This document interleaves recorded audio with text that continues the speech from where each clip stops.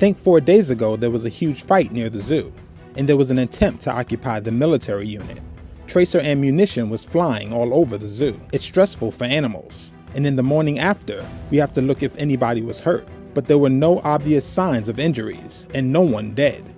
But birds were hurting themselves while hitting on cages.